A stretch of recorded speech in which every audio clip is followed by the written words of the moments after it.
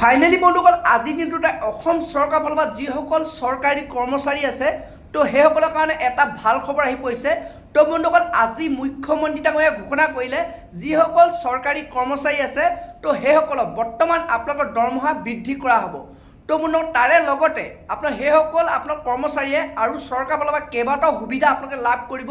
তো বন্ধুসকল কি কি সুবিধা লাভ কৰিব আৰু কোনসকল লোকৰ দৰমহা বৃদ্ধি কৰা হ'ব তো তাৰ ওপৰত মুখ্যমন্ত্ৰী ডাঙৰীয়াই আজি কি ঘোষণা কৰিলে তো বন্ধুসকল আপোনালোকক মই সেই ভিডিঅ' ক্লিপটো এই ভিডিঅ'তে দেখুৱাম। তো বন্ধুসকল আপোনালোকে ভিডিঅ'টো সেইটো কাৰণে একেবাৰে স্কিপ নকৰাকৈ আপোনালোকে চাই থাকিব আৰু লগতে যদি আপোনালোকে মোৰ চেনেলটোত নতুনকৈ আহিছে চেনেলটো লাইক এটা কৰিব, পাৰিলে ছাবস্ক্ৰাইব এটা কৰি থ'ব, লগতে আপোনালোকৰ মোবাইলত থকা বেল আইকনটো অন কৰি দিব। তো যেতিয়া এনেধৰণৰ খবৰবোৰ আহি থাকিব তো প্ৰথমে আপোনালোকে সেই ভিডিঅ'টো লাভ কৰিব পাৰিব। তো বন্ধুসকল এতিয়া আপোনালোকক মই দেখুৱাই আছোঁ যোনটো নেকি মুখ্যমন্ত্ৰী ডাঙৰীয়াই আজি ঘোষণা কৰিলে। তো কোনসকল লোকে আপোনালোকে এই সুবিধাসমূহ লাভ কৰিব, কোনসকল লোকৰ দৰমহা বৃদ্ধি কৰা হ'ব, তো তাৰে লগতে আপোনাৰ পেঞ্চনসকলৰ কাৰণে এটা ভাল খবৰ আছে। তো সবিশেষ আপোনালোকক মই এতিয়া যোনটো নেকি মুখ্যমন্ত্ৰী ডাঙৰীয়াই ঘোষণা কৰিছে তো সেই ভিডিঅ' ক্লিপটো দেখুৱাই আছোঁ। আমাৰ চৰকাৰী কৰ্মচাৰীসকলৰ বাবে বিশেষকৈ নতুন চাম চৰকাৰী কৰ্মচাৰীসকলৰ বাবে নিউ পেনশ্যন স্কিমে কৰবাত নহয় কৰবাত সন্দেহৰ সৃষ্টি কৰি আহিছিল।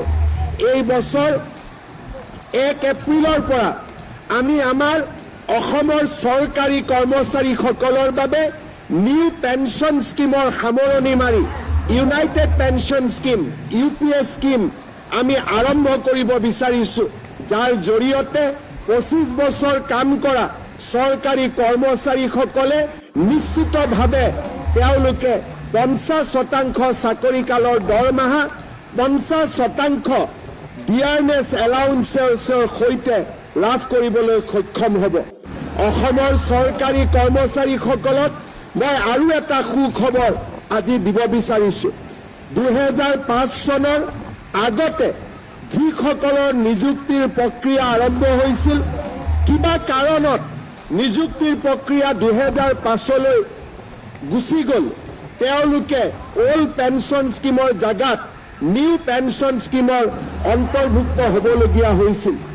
কাৰিকৰী অসুবিধা পিছ পেলাই মই তেনে চৰকাৰী কৰ্মচাৰীসকলকো যাৰ নিযুক্তিৰ প্ৰক্ৰিয়া 2005 চনৰ আগতে আৰম্ভ হৈছিল তেনে চৰকাৰী কৰ্মচাৰীসকলকো অল্ড পেনশ্যন স্কিম বা OPSৰ ভিতৰলৈ আনিবলৈ সিদ্ধান্ত গ্ৰহণ কৰিছোঁ, যি আমাৰ ৰাজ্যখনৰ চৰকাৰী কৰ্মচাৰীসকলৰ বাবে নিৰাশাৰ পৰিৱৰ্তে আশাৰ এক নতুন সঞ্জীৱনী সুধা আৰম্ভ কৰিব।